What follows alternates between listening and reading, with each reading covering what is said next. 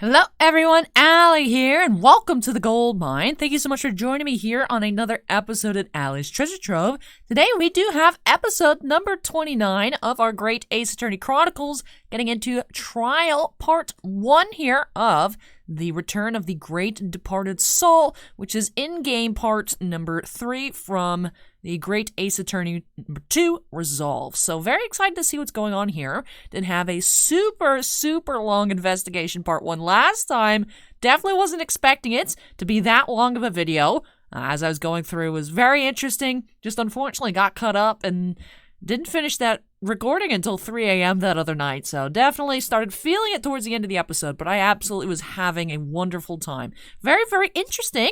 I'm very curious what we're going to be uncovering today here in court. So it seemed like at the end of last episode, Van Zieks went to go visit his friend, old friend, Professor Harebrain, who is our defendant here, and visit him, and it seemed like he was kind of saying something along the lines of that he trusts that he's in good hands. So I'm thinking Van Zieks finally coming around to us, since we've uncovered a lot of crazy truths here. So I think he trusts us to figure out what actually happened, seeing as, of course, the police force here, government, is charging Professor Harebrain with murder of that one. The name was Asman, I believe? Odious Man?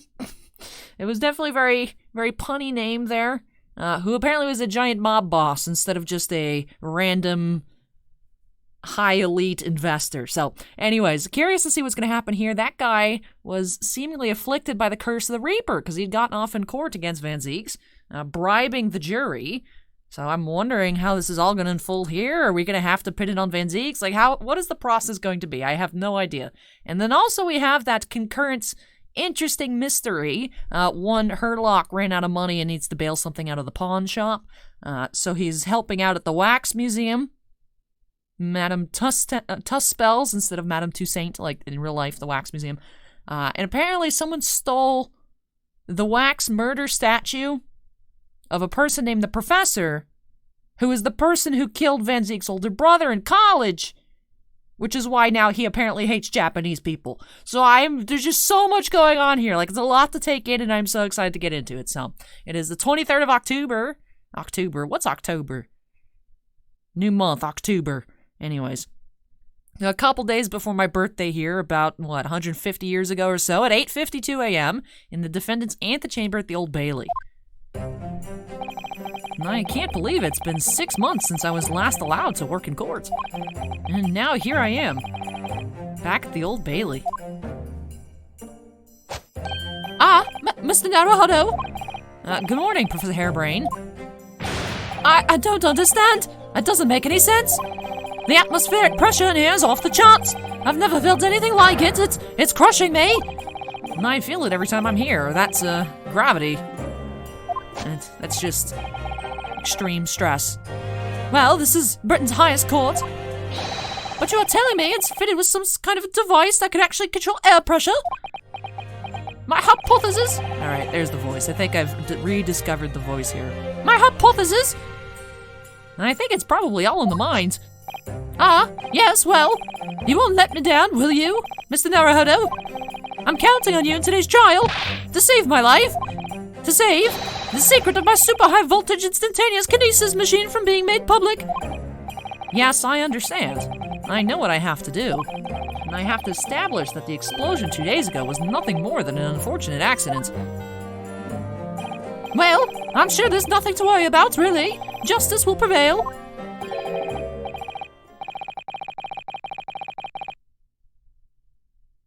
Who's this voice? Who's this? You act like you didn't know what was going on. That's why I was like, nah, that's not Sholmes. Mr. Sholmes, I didn't expect to see you here. Iris in her getup. That was very mean, Runo, leaving me alone at home with Hurley. It took me at least an hour to wake him. Is it? Are you? Herlock Sholmes? Indeed, sir, I am he. Herlock Sholmes. Oh, I've heard all about your exploits, even whilst living in Germany. Ah yes, Rants magazine is on sale in Germany too. This month's installment was sublime. Your deduction in the adventure of Silver Blaze was wonderful. Yes, a memorable case indeed. It concerned a snake, I seem to recall. No, that was the Speckled Band. Well, thank you for coming. I do appreciate your support. I'm sorry to disappoint you, my dear fellow, but I'm afraid I can't stay. Oh. I have urgent business at Madame Tuspel's. You mean your waxwork job? No, the waxwork abduction, of course. Madame has engaged my services. Ah, so you're trying to get to the bottom of that ransom note, are you? The week's wages depend on it, as does the safe return of the waxwork, naturally. As such, I intend to give it my undivided attention. Oh, well, never mind then. I understand. And of course, with my skills of observation and reasoning, resolving the matter will be as easy as a proverbial pie. And I shall return forthwith. Thanks, Sholmes. Now I want pumpkin pie. That's rude of you. For until I solve the case, I shall have no money to afford a pie of any description. Ooh, then you must absolutely give it your full attention, Hurley. Quite, Iris, quite. But life is riddled with irony, you know. Whenever I give something my full attention, I have a quite insatiable desire for pie. One of the universe's intractable mysteries, you might say. Ugh, now I really want pumpkin pie. Stop it, Sholmes, stop it. Oh yes, quite, definitely, absolutely, I totally understand. Is someone a little starstruck? I wish you the very best of luck, Professor Hairbrain. Oh, why thank you. Before I depart, Mr. Naruhodo, a word in your ear, if you please. What's this about? As you have remarkably little grounding in science, I feel I ought to inform you. As compelling as the super high voltage instantaneous kinesis hypothesis may be, a practical implementation such as was attempted by the professor at the Great Exhibition is quite impossible. But the professor said the demonstration was a success. Yes, it would appear that he fervently believes it was. I've read Professor Bunnybrain's paper about it too, Runo, and I have to say, I'm sure it can't be done. It could barely be done theoretically, let alone practically. So he's completely barking up the wrong tree. And how can an experiment that had no possibility of succeeding in fact succeed? That's contradictory. And it's that contradiction that will be at the heart of the trial, I've no doubt. What's that supposed to mean? Now I must hurry along. I wish you the best of luck, my dear fellow. See you later, Hurley.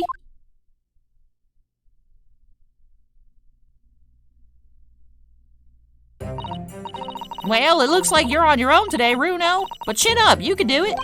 Oh, what about you, Iris?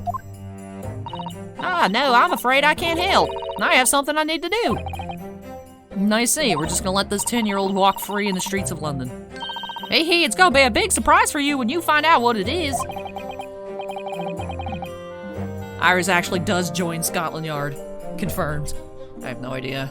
That sounds ominous. Counsel for the defense and the defendant! Court is about to begin session. Make your way to the courtroom at once. We're on our way. Maybe Iris really does join Scotland Yard, I have no idea. An experiment the laws of science say can't possibly succeed, and a scientist who's convinced that it did. That's the riddle you have to unlock here, Ryunosuke. That's the key to this case.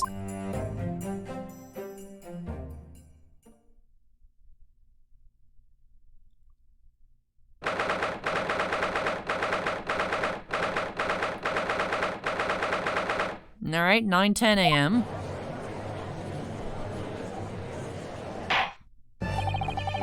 In the name of Her Majesty the Queen, I hereby declare this court to be in session. We are sitting today for the public trial of Professor Albert Hairbrain. I now call upon the counsels for the prosecution and defense to declare their willingness to proceed. The prosecution is ready. And the defense is ready, my lord. I'm 6 months out of practice, and what's more, I'm without Susato-san today. Ugh. Is it just my imagination, or does the air in here feel even more oppressive than usual? So, I must say I recollect the victim of this case all too well, Mr. Odious Man. Mr. Esmond was well known as a financier, though that was merely a front for his diverse criminal activities. It was only a month ago that the man appeared in court prosecuted by you, Lord Van Zeeks, but the jury unanimously found him not guilty. Because every member of the jury had been bribed by the sound of it. These powerful London criminals are prepared to go to extreme lengths to keep their freedom. But 2 days ago, on 21st October, Mr. Esmond met his end. The walk of the Reaper, was it? If that is how your lordship would describe divine retribution. But the fact remains that Mr. Esmond's death was a direct result of the actions of the accused, Professor Harebrain. Very well then. Now, ladies and gentlemen of the jury, you have been selected at random to represent the will of the people. Are the 6 of you ready to fulfill your societal duty? Alright, we got some new people up in the jury for once. I'm most gratified to have been selected to carry out this important civic duty, my lord. To have a man's fate in the palm of one's hand. Oh gosh, oh golly, it sent shivers down my spine. This guy's suspicious. Science, experiments, magic, conjuring tricks, courtroom trials, all are nothing more than performances. He's a little weird looking. Any spurious scholar that defiles the reputation of science deserves to hang. We have to listen to what's said on both sides of the fence and, then settle on one, that's it, isn't it? Hey, it's the guy in the wax museum. Right? Wasn't like this in my day, wasn't like this at all. That's the police killer Ottermole lookalike. Again. And he's as exhausted as ever, it seems. Now, as I'm sure you're all aware, the incident we are here to judge today tragically took place at the Great Exhibition shortly after its opening. Though the death toll could have been far worse, with the exception of the victim, no one was killed. Nevertheless, the dream of the sights being exhibited rapidly turned into a nightmare for the spectators. A tragic turn of events, and as such the eyes of all London know that the whole world will be on this trial. It is our duty to reach a swift and just conclusion, I feel. So, your opening statements, please, Lord Van Zeeks. At the heart of this incident is technology never before demonstrated anywhere in the world. One of science's latest developments, I take it. The government is keen to capitalise on the Great Exhibition to improve Britain's technological advantage. The technology being demonstrated by the accused was described as super high voltage instantaneous kinesis. Good lord. And it's designed to disassemble human subjects using extremely high voltage electricity and beam them instantly to another location where they are subsequently reassembled. Is such a thing even within the realms of possibility? Well, I don't believe it, that's for sure. Disassembling people with electricity, my goodness, how shocking! Nah, the whole idea is absurd. The hypothesis would never stand up to scrutiny. Sir, I believe you're a fellow of the Royal Society, are you not? An expert in your field? I am, and my word on the matter can be considered final. Instantaneous kinesis is poppycock. So this expert and Mr. Sholmes are in agreement. It's impossible. What is the prosecution's view on the matter? The prosecution would assert that the accused instantaneous kinesis demonstration was a success. What? What? Order! The professor's hypothesis is currently under investigation by the British government. If it is deemed to have merits, a substantial research grant would be made available. The accused made use of the invention built on his new hypothesis to take Mr. Assman's life. in order to be the sole benefactor of the grant. But... This disastrous demonstration was no accident. It was carefully designed from the outset to end the life of the victim.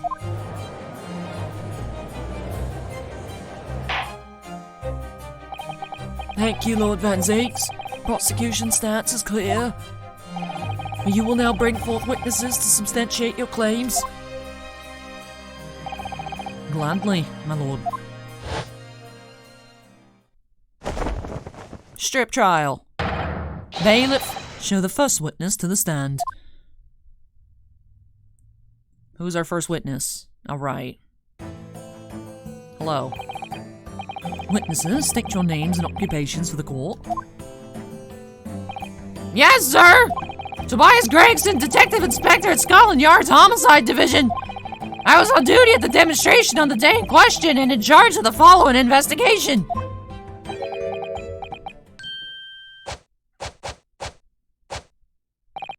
Albert Harebrain, scientist. You were born in England but have been carrying out your research in Germany in recent years, correct? Yes, that's right. After graduating from university here in Britain, I went to work in Germany and made an amazing discovery, which is what brought me back. I had to demonstrate my incredible hypothesis at the exhibition. What you demonstrated was incredible, all right? What an incredible explosion! But the science was a success. The instantaneous kinesis worked. Everyone saw it. They must have done. Yes, there was the terrible accident, but the demonstration of my hypothesis was a success. I've realized I've given him essentially Gregson voice without the crackle. Well, that much is undeniable, as shown in this photograph taken by the forensic investigation team.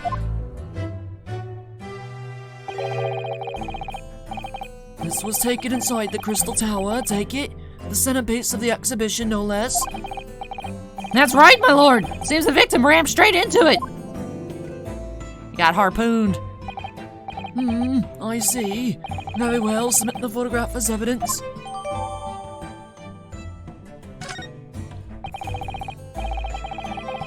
And as the court's heard, the victim of the incident was Mr. Odiusman. There have been a number of allegations made against the man, but putting them aside for the time being, he was the man who financed the research for the experiment, the demonstration itself. I see. So to summarize the situation, the defendant is accused of taking the life of the man who funded his work. Would that be correct? Exactly. But couldn't it be that the explosion was caused by some malfunction in the apparatus used for the demonstration? That's right. That must be it. My splendid machine. My poor splendid machine. You saw it yesterday, didn't you? Well, you can't even examine the wreckage thanks to the Special Dispensation for Scientific Equipment Act. What? The wreckage? The wreckage? That being the case, how can the facts be established?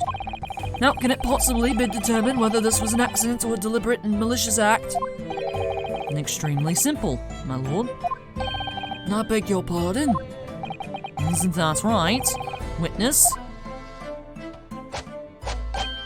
What? Sorry, me? No, your neighbor. Yes, sir, it was murder, plain and simple. Anyone could state that with complete certainty. What? How can he possibly think that?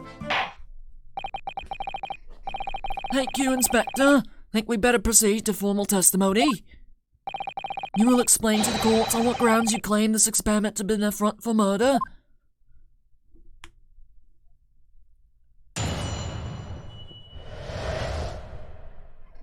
Alright, so affront for murder, according to Gregson. The corpse that went crashing through the Crystal Tower had a broken neck! I made up my numbers.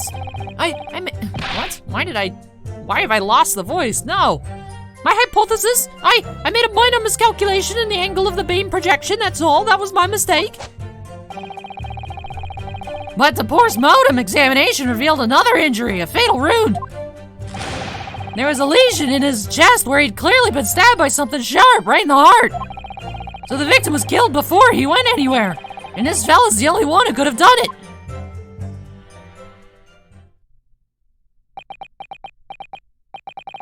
An extraordinary business. In addition to suffering a broken neck, the victim was stabbed in the heart. Information I would really like to have heard from someone other than the judge. The coroner says death would have been in all but instant from a wound like that.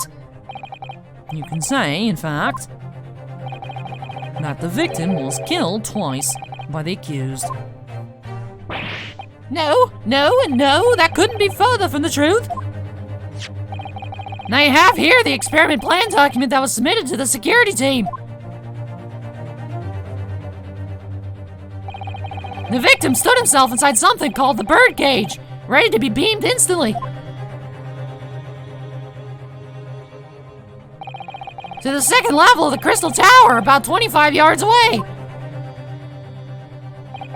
The experiment did not go according to plan. However,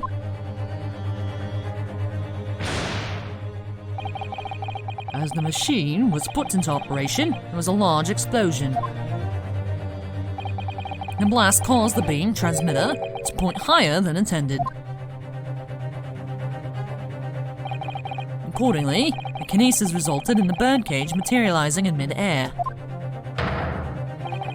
from where it subsequently fell, crushing through the glass of the Crystal Tower's large round window. My word! One assumes the victim's neck was broken upon impact with the tower then? I'm so sorry, I didn't mean for this to happen. The machine was just too powerful. But honestly, really, I swear, it was just an accident, a terrible accident. Unfortunately, that excuse can't save you. No, not concerning the sharp murder weapon that pierced the victim's heart. Murder weapon? What are you saying? This is the autopsy report submitted by the coroner. The prosecution would like it entered into the court record. Your request is granted, counsel.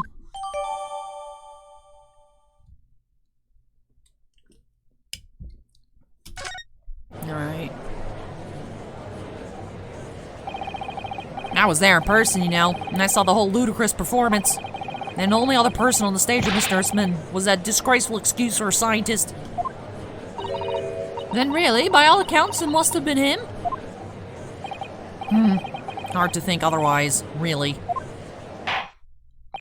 Very well. Counsel for the defense, proceed with the cross-examination, please. I want to look at the court record first. Alright, I got our harpoon. Stab. It's got green hair. Alright.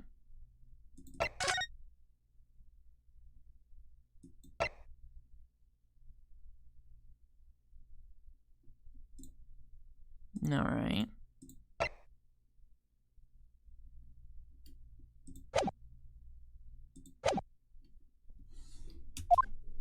Oh, yes, my lord. And I need to focus here. It's been a while.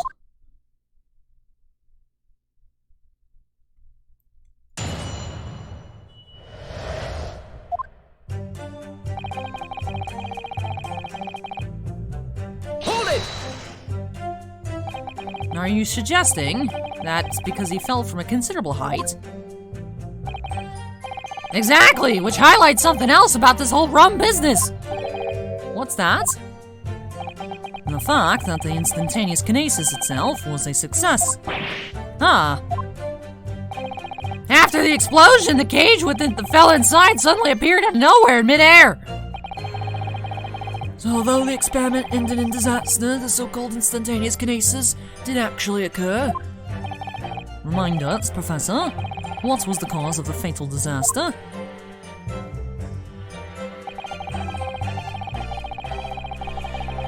Hold it! So the angle of projection is critical, is it? And you calculated it yourself, personally? Absolutely! The calculation is far too complicated for anyone but me to carry out. Only, you got it wrong, didn't you? Yes, that's right. That's the point. Calculation is so complicated, even I can't make a mistake. Even I can make a mistake. Do people fall for that brazen confidence, or I should try it? I took into account the subject's height and weight, the wind direction, the ambient temperature. I considered every possible variable, so I just don't understand how this could have happened. And obviously, then, you had to include the weight of the clothes Mr. Asman was wearing at the time, I suppose. Ah!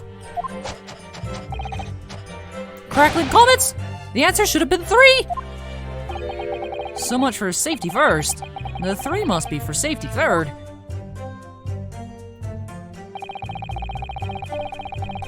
Hold it! Another fatal injury, you say? That doesn't make any sense.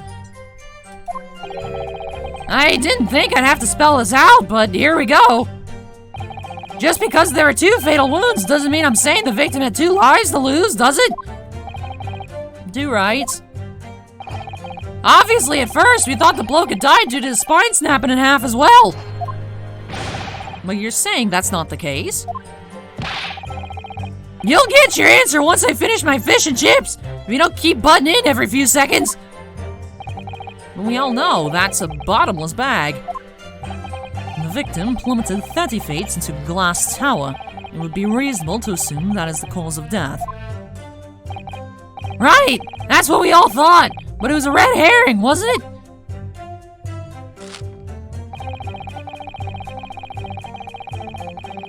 Hold it! The defense knew nothing of this crucial information.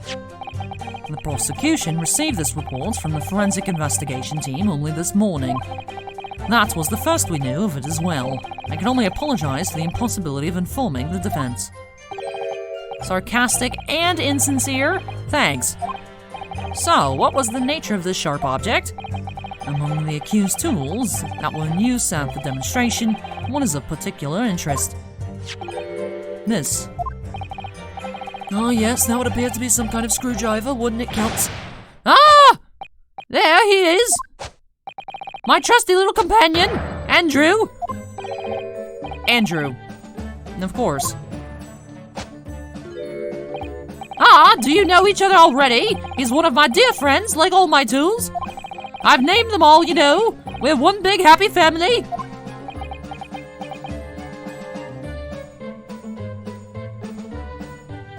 Alright. This is some good music. Just jamming, don't mind me.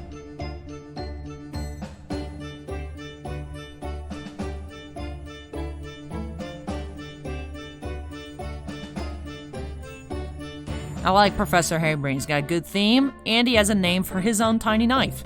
Tiny Knife's name is Tiny Knife, obviously. I know it's not the best, but he's got a screwdriver named Andrew. 10 out of 10. Andrew is my flathead screwdriver, of course. His brother Michael is a crosshead. Well, it would appear that your beloved Andrew has a red stain on his shank. Ah, that isn't. It's blunt, beyond all reasonable doubt. Oh. And that's not all! That long, sharp shape of this Andrew fellow is completely consistent with the victim's wound. What? What? What? Who let Gina in the courtroom? What? What? Order, order. The court will enter this friend of the defendant as evidence. So one of Professor Harebrain's tools is the murder weapon. Great.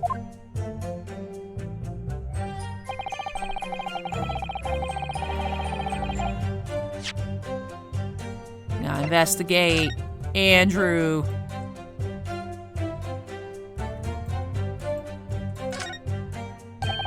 This is blood.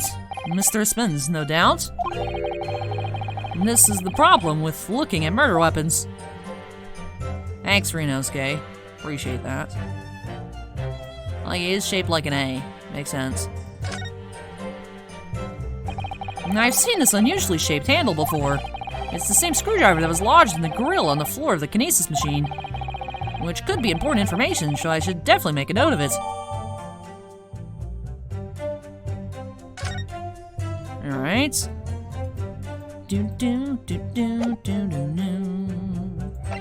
Alright. Hold it! What grounds do you have for saying that? Ha! Do you really need to ask? There were only 2 people on that public experimentation stage, in front of the whole crowd. The victim, Mr. Odiusman, and the accused, Professor Hairbrain. And we know for certain that before the experiment, the victim was alive. That's right, I saw him with my own eyes. Furthermore, following the explosion in kinesis, nobody went anywhere near the body. In other words, only someone else on stage with the victim could possibly have done it. Excuse me. Professor Hairbrain, do you have some information that may be relevant here? Professor?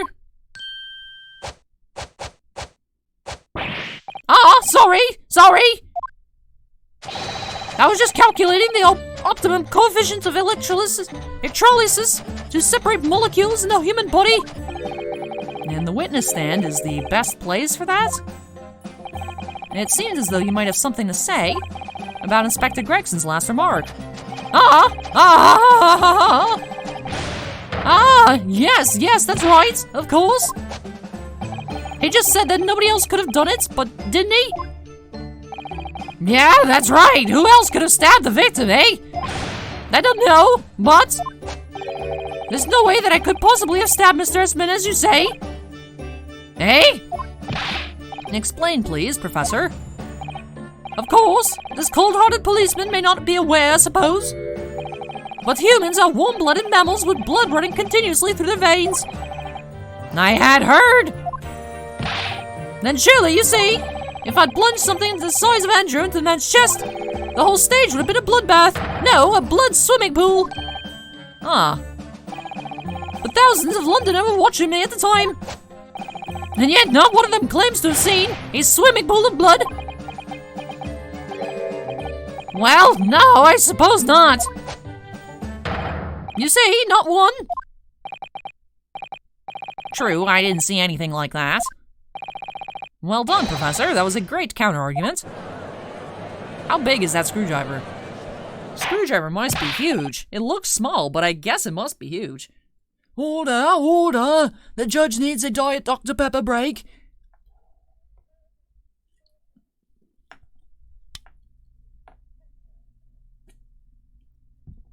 Man, I have been spoiled.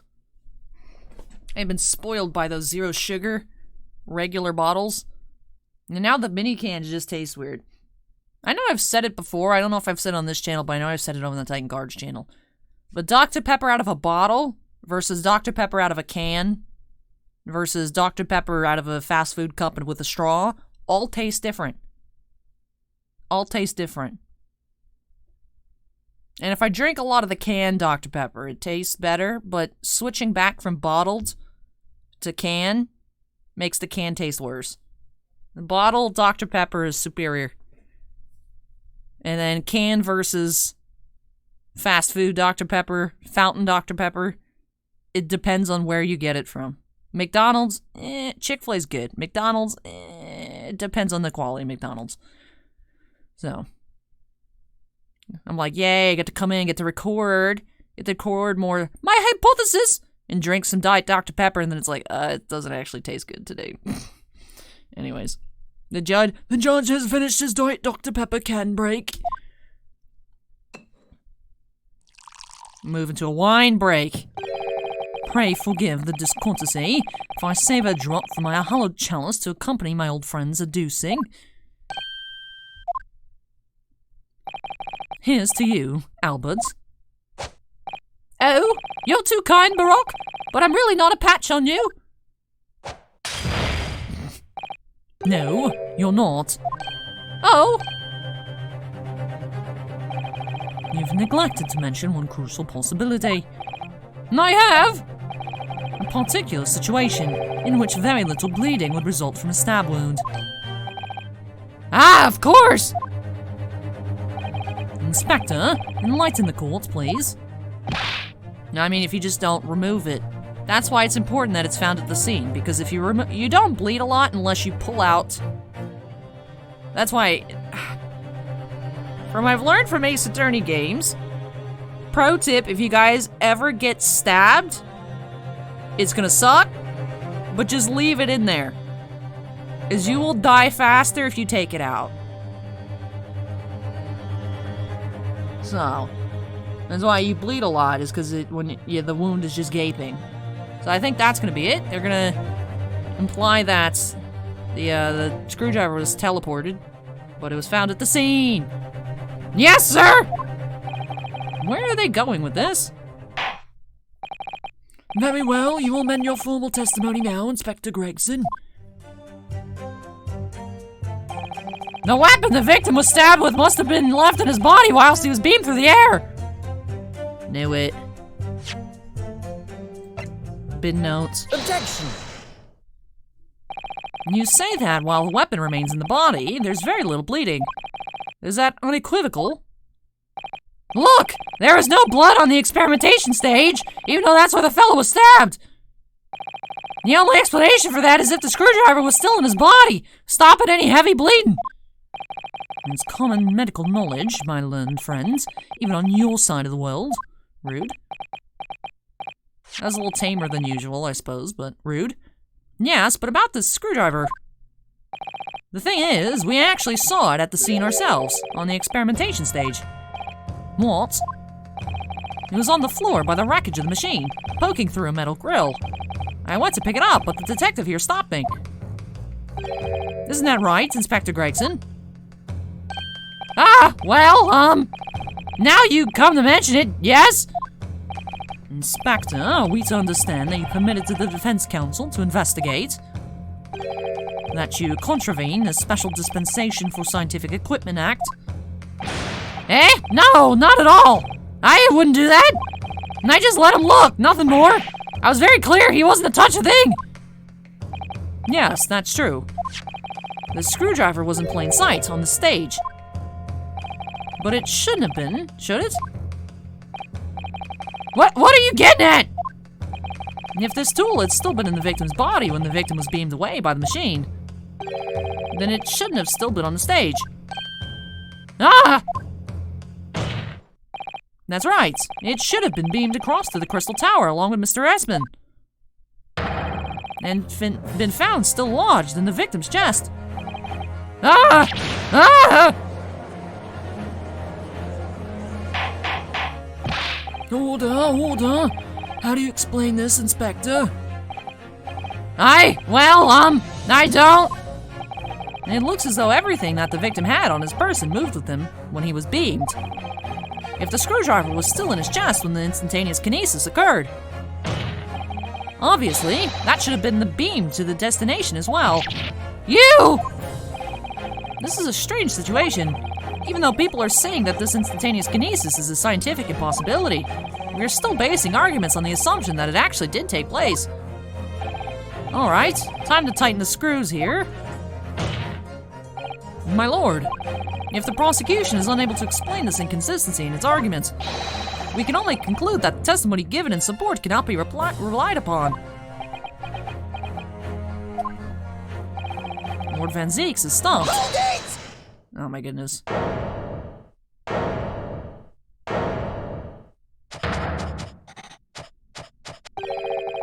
Do you have something to say, witness?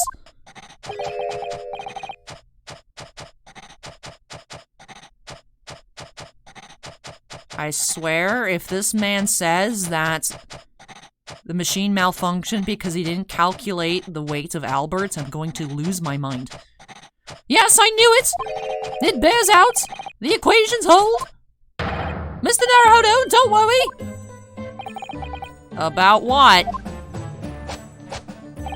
Without delving into the details, there's no inconsistency. What? Even if Andrew had been lodged in Mr. Aspen's chest, my trusty tool wouldn't have moved. Andrew remaining on the stage is consistent with my calculations. What? Bruh. I too. If my can was empty, I too would throw my can. Would seem your illusions have been shattered. Clearly, we should hear the accused explanation. Or, should I say, this brilliant scientist's explanation. Just when I'd found an inconsistency in the prosecution's arguments. Scientists. Very well. The defendant will testify again. Provide us with the scientific explanation as to why the inconsistency asserted by the defense fails to hold. In the name of Apollo, I will, my lord. Bruh. This man's trying to go to prison. To be clear, I'm still at the stage of gathering data in my research. My hypothesis states that kinesis cannot transport metal, though, hence the metal weapon should have stayed put. In other words, the point just raised by Mr. Naruto isn't an inconsistency at all. Mr. Esmond was the patron of my research. Without him, my work wouldn't have been possible. Now I have a duty to protect the incredible machine that we built together.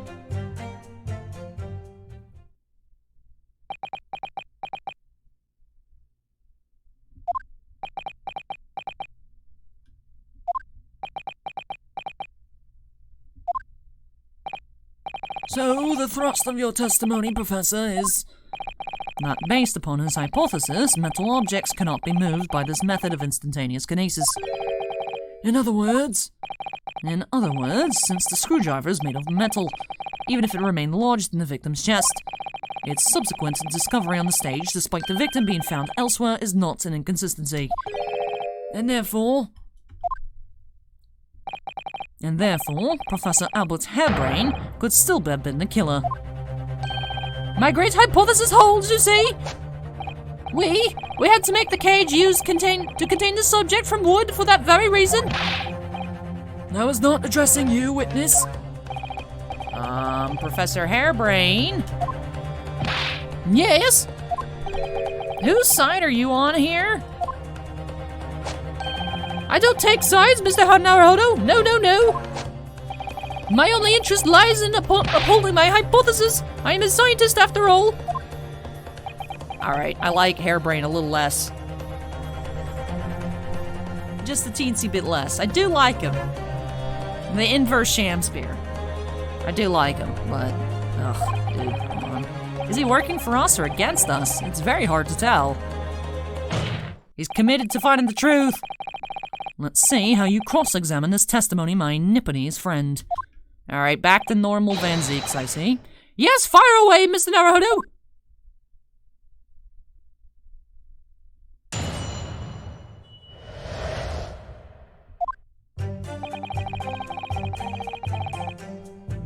Hold it! And yet your retort to my argument wasn't lacking in confidence in any way. No scientist can find the truth without first finding self-belief. Those were the words of a certain scientist I hold in the very highest esteem. I mean, I suppose that's actually kind of deep, but still. But you realize that disproving my argument puts you in a very precarious position, don't you? No scientist should strive to protect himself more than he strives to protect the truth. More words of the great same scientist, you know. Words that are causing me a lot of trouble. Who is the scientist? I'm afraid I couldn't tell you, Mr. Naruto. But as soon as I remember the magnificent genius's name, you'll be the first to know. Might be worth keeping the names of your idols to mind. You're wasting your breath, my learned friend. The scatterbrain even forgets my name at times. So Lord Van Zeeks really did have a friend once, but I didn't notice hell freezing over. This is a good one. That was a good one. It's a good one. Hold it! Your hypothesis states it, so this isn't proven then. No, of course not. It's merely a hypothesis, but a good one based upon thousands of calculations. But it is widely known that metals can't be decomposed by electrolysis. Yes, of course, so I am right. My hypothesis is clearly correct. What is it about incriminating himself that makes this man so happy? It's the whole reason that the birdcage is made of wood, you see. Sorry, the birdcage? Yes, that's what I call the Seoptusa cage in which Mr. Esmond was placed for the kinesis.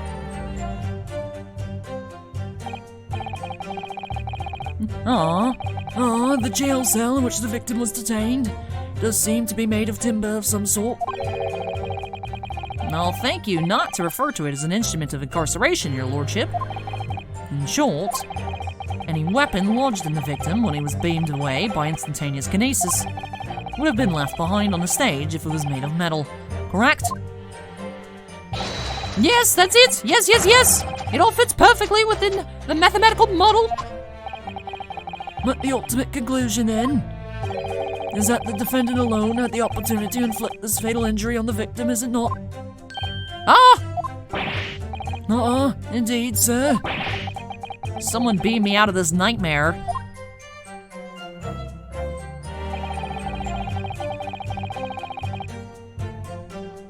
Hold it! You seem to be pleased by that. Yes, another example of my hypothesis holding true. But I sense some sarcasm, Mr. Naruto. Are you not pleased? No. Aw, I knew it. At the end of the day, I'm the one responsible for Mr. Aspen losing his life. The advancement of science is no excuse, I know that. No, you're quite right. Tell the court, did you have a close relationship with Mr. Aspen? Oh, well, no, not really. I mean, I'd only met him 2 or 3 times. And we only ever discussed my hypothesis in the project, and the research grant, of course.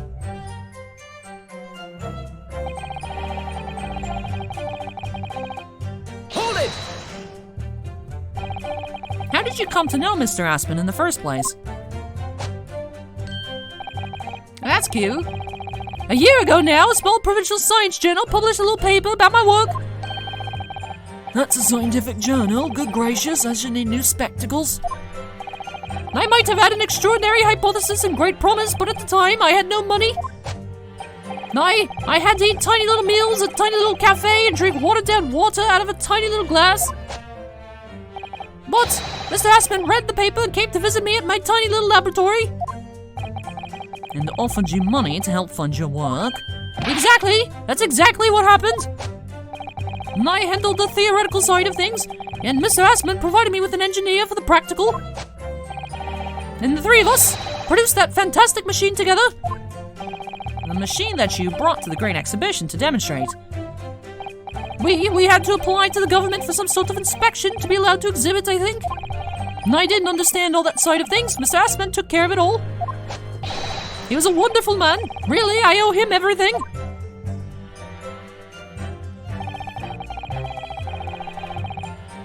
Hold it!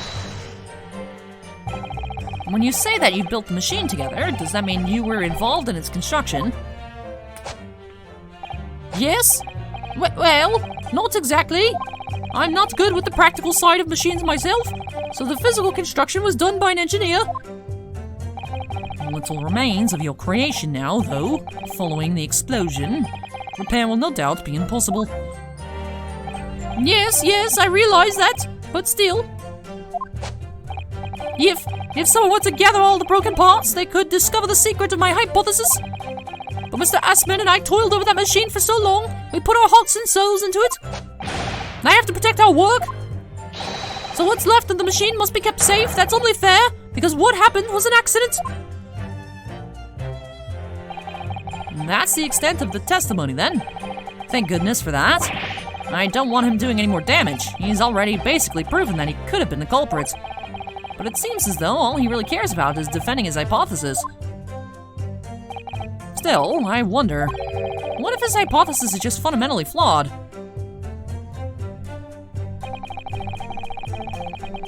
I feel like we're gonna have to find something in the picture that's metal. His glasses. Right, he wouldn't have his glasses. Knew it! Easy! Wait, did I pass it already? Yeah, I did. Alright. Zooming around. Not easy.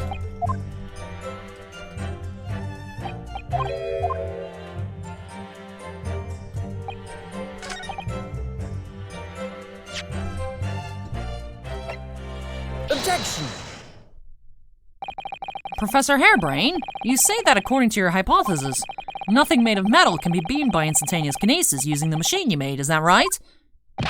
Yes, that's right. Spot on, exactly correct. In that case, I'd ask you to have a look at this photograph that was taken at the scene. In particular, I'd like you to pay attention to the victim's face. You can clearly see that Mr. Aspen is wearing a pair of spectacles with a metal rim. What? Metal? No. Metal can't. That's not. Metal? No! We've already established that the proposed murder weapon, the screwdriver, was found on the stage. However, if your hypothesis correctly predicted that outcome, it should also predicted that the metal-rimmed spectacles would be found in the same place. Aw! My hypothesis! My hypothesis! Professor Hairbrain, this isn't easy for me to say, but your hypothesis is clearly flawed. Aw!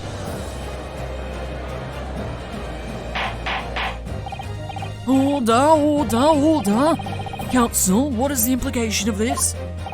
If, on the day in question, the alleged instantaneous kinesis never actually took place, then it's entirely possible that the victim was killed somewhere other than on the stage.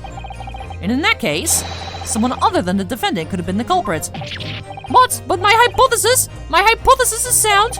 I proved it that day. The experiment was a success. The experiment was proof of all of my work. If I could say something here in my capacity as a fellow of the Royal Society. Yes, juror number 4, go on. As a man of science, there is one thing I simply cannot abide. And that's a fraud who pretends to be a fellow man of science. What? Wait! Great Scott! Are you suggesting my science is suspect? It's just been disproved, hasn't it? In front of all of us. In other words, the whole demonstration was a complete nonsense from the start to finish. Believe me, my fellow jurors, when I tell you that this man is a heel, a bounder, and a fraud. And I say the wreckage of that machine should be stripped down and thoroughly examined. No, never! The machine is the essence of my entire hypothesis. It is protected by the Special Dispensation for Scientific Equipment Act. What the devil is that blasted act all about, eh? Who made up such a daft rule? I don't like the way this seems to be going. What's the best way for me to help the professor?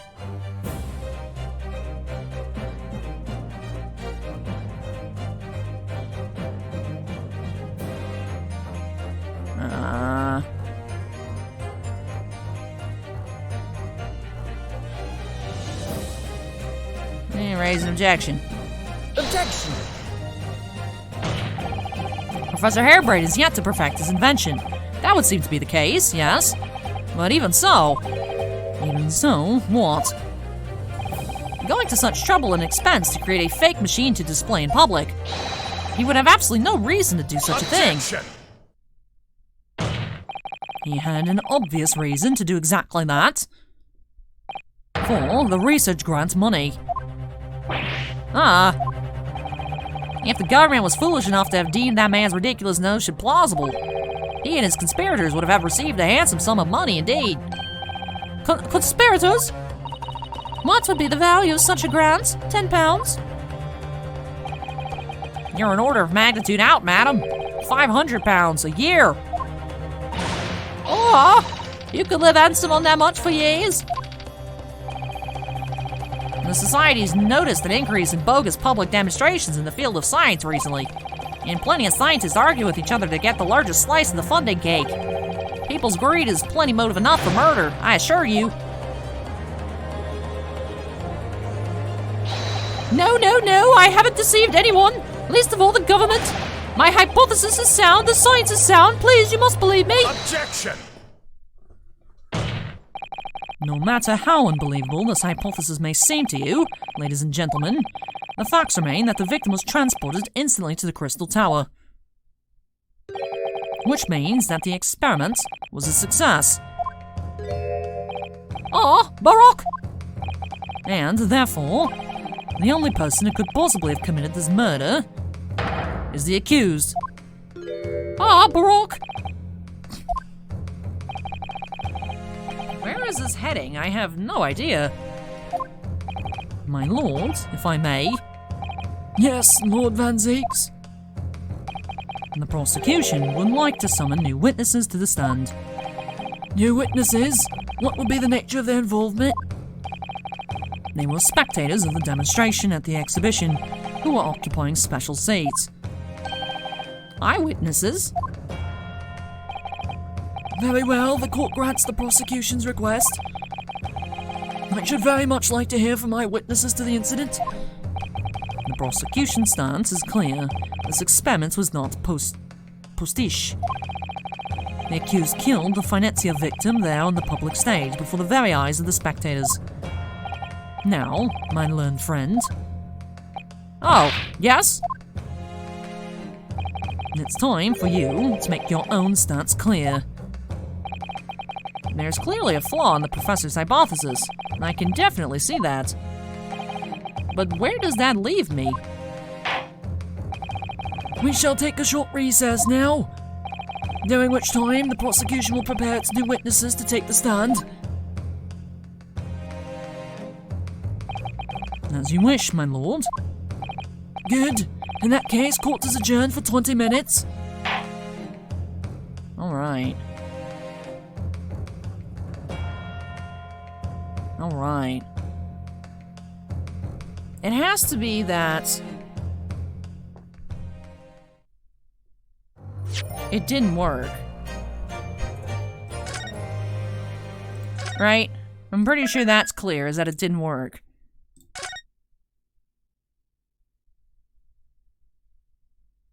Why does it still say trial part 1? I don't know. But it has, right? It has to be clear that it didn't work. I mean, I don't know how that's physically possible.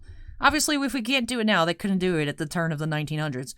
So, for me, it must be that it didn't work. So then, probably, like, I was thinking it has to do with that missing wax figure.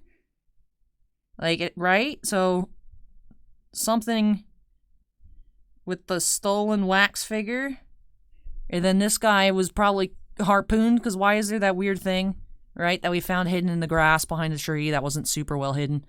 But it just so I'm still not sure who would have done it or things like that. I don't know. I'm very curious. Very curious as to what it is. Because I feel like there has to be no way that this worked. That's clear. Sholm said it. That other dude said it. So then it has... I don't know. That's the thing. I like it. I'm so curious. I can't wait to learn more. Because, like, what's going on with that wax figure and Sholmes and Madame Tussbells and the ransom notes and all kinds of craziness. I mean, to be fair, at the beginning, it did say that something Sholmes discovered was crucial to solving the case at the Great Exhibition. That also could just be Iris, fluffing it up a little bit. But I think it's going to be some big bombshell when we come back. So it did save. It's saying trial part 1 here. I'm pretty sure we're going to get started on trial part 2. I don't see how this, especially for summoning new witnesses, how it wouldn't be getting into trial part 2. A little bit of a shorter episode this time, but it does make sense, especially since the last episode was 3 hours. It seems like, conglomeratively, these episodes like to run about like 140 to 2 hours apiece. So averaging here to 2 hours of the 1 hour episode and a 3 hour episode. So curious to get into trial part 2 up next. Typically, we do finish off at trial parts after we do a recess. So whether that be we finished doing something for a witness and a new witness called, or we finish off with a summation examination. So I think we should be getting into trial part 2. I think this is a good place to wrap off this episode. So I really enjoyed here. Not so much harebrained punting his own arguments, but thankfully that's why I think he's right that it can't transport the metal. So therefore it just didn't work. So I don't know. Maybe in the explosion, maybe a wax piece got melted down. I don't know. I have no idea. But I'm very curious to learn more. So that does it here for episode number 29. If you guys enjoyed it, don't forget to go ahead and hit that like button. Your own theories, I'm curious as to what you guys predict is going on here. Leave those down below. And if you're not yet part of the Allie's Treasure Trove family, I'd love to have you with us. Make sure you go ahead and hit that subscribe button. Now, also, before I get on out of here, I do have to give a big shout out to all my patrons over on Patreon. Thank you so much, you all, for going above and beyond with your support. I really, truly do appreciate it. To have a little bit of an adjustment to the list here. Now we have 5 Ultimate Excavators. creators, Jack Perez, Keith Mita, Mako, Mark Mardini, and Stephen Olivo. So thank you so much, Mark, for bumping it up there. Do appreciate it, and I hope you do enjoy those extras. Back down to 2 gemstone miners, Andon and Stephen Bly, and 1 crystal collector of John Michek. See, now my brain, for some reason, was trying to default to the old gemstone miners list. After I said Mark's name, I was like, Stephen Bly. And it's like, no, different Stephen. But yeah, so thank you, Mark, for becoming an ultimate excavator. I hope you do enjoy that extra tier there. So thank you so much for that. But thank you so much to all of my patrons. Really appreciate each and every one of you, whether you're in a tier in which I say your name at the end of every video or not. Really, truly do appreciate your guys' above and beyond support. But yeah, that does it for me here today. Thank you so much for watching, everyone. Take care, and I hope you'll join me next time as we delve more into these mysteries here on Allie's Treasure Trove. Take care, stay safe, and I'll catch you in the next episode. Bye!